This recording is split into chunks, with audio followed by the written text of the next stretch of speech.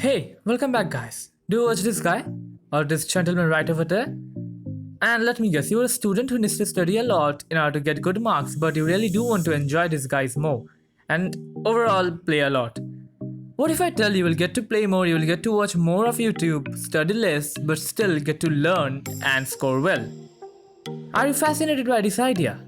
If you are, then stick with me.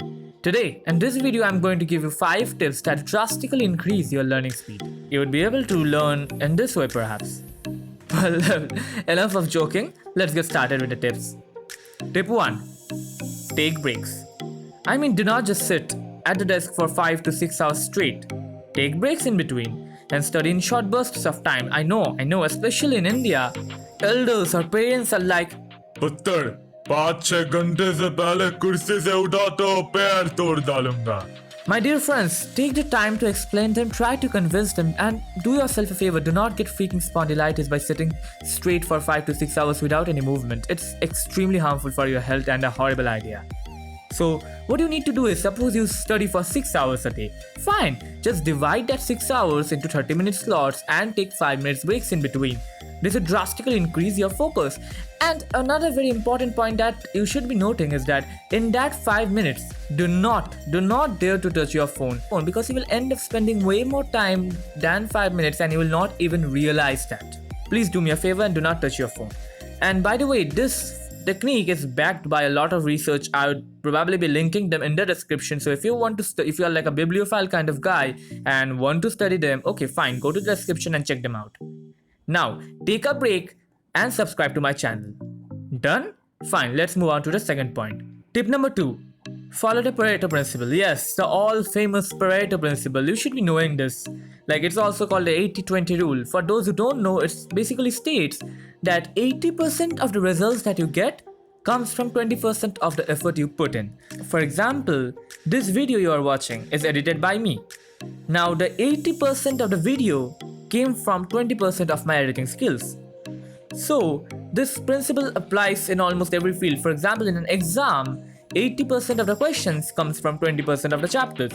And what you need to do is, you need to make sure that in that 20% of the chapters, your grip is very strong so that you do not commit any mistake.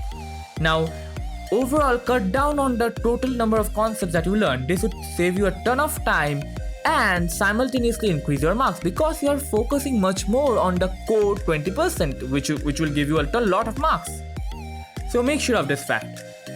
And this principle actually applies everywhere. Suppose you are a good footballer and you want to score a lot of goals. Now, what you need to do is, over a period of time, you need to find out the particular techniques, find out the particular movements that help you score a lot of goals in the majority of the matches. And you need to make sure that your grip is extremely strong when it comes to those particular movements and tactics. You need to make sure of this because this would enable you to follow the Pareto Principle. Without further ado, let's move on to tip number 3. Teach others or just pretend to do so. This way you would just get your concepts very clear and help you save time. It's actually called a Feynman technique. More on this in a separate video. I'll be releasing one soon. Tip number 4. Use stuff like mnemonics, flashcards and pictograms. Let me ask you a question. Come on, tell me the 7 levels of taxonomical hierarchy. What happened? Tell me. I'm giving you some time. 1, 2, 3, 4, 5. You forgot. Fine. Let me tell you. Kingdom, phylum, class, order, family, genus and species. Didn't you learn this? I'll give you a shortcut. How about this? King Philip came over for good soup. King Philip came over for good soup. King, kingdom, P for Philip, phylum, C came, class, over, order, good, G, genus, soup, S, species. Isn't this great? This is a mnemonic. Now this particular one is very common and I usually prefer to make out mnemonics of your own. I have a personal taste like King punished corrupted officials for gambling spying.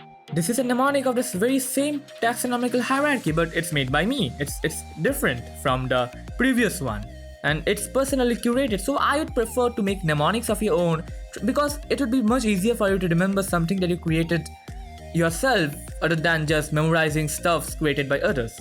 Okay, this is a very good point.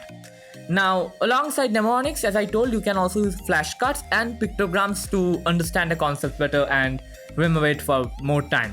Tip number 5. Use the mighty power of spaced repetition. Now this particular technique is just a gem and surely deserves its very own video. I'll be making one soon. Now in this particular video, I would be explaining it in short, just the main concept so that you can implement as fast as possible. Now this basically tells you need to revise a concept a lot of times. Now you may ask me, but isn't it just common sense? Well, it is surely common sense, but there's a catch. Like, there's a particular interval of time after which you need to revise. So the basic concept is, you need to let yourself forget a part of the concept that you learned so that your brain actually puts much more effort in order to relearn it again. Like suppose you read something today, suppose you read the Pythagoras theorem today. Now you need to revise it just after 3 days and then again revise it after a week and then again after a month. So by this you are allowing yourself to forget a part of it. The idea is to forget some part, perhaps 25% of what you learned, so that you actually force your brain to put in more effort. As I told, you need to force your brain to do a lot more work and encode it even deeper, like just grind it and root it into your brain. And you'd be able to remember that concept for a much longer time if you really allow yourself to forget just a part of it, just a quarter of it. And this concept, this technique of learning is actually backed by numerous psychological research and there have been studies for years that actually appreciate the benefits of this technique. Now, I really want to make a video on this and I'll be releasing one very soon. But today you need to remember something. One of the most significant parts of this technique is the time intervals. Like as I told, after 3 days the first revision occurs, then after 1 week, then after 1 month. So you need to really focus on these time intervals in order to use the full power of this technique.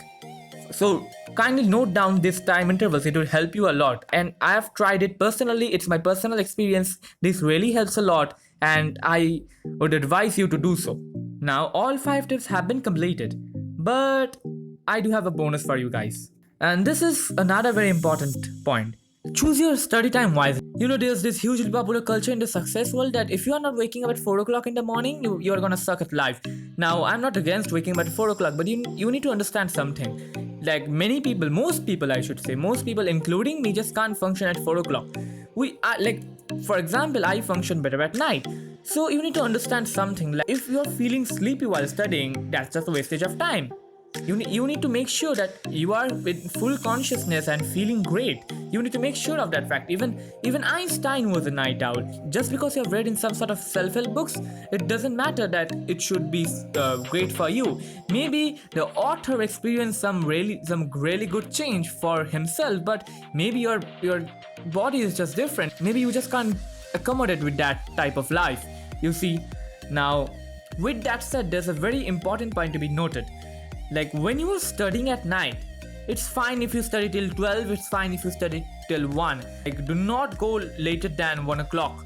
Okay, if you go beyond 1 o'clock, that would be harmful for your health, you know, because humans were made by God in such a way that they function the best when there is sunlight. So at night, there's no sunlight and you are not a gremlin that will function better at night. It would adversely affect your health. So make sure you go to bed not later than 1 o'clock.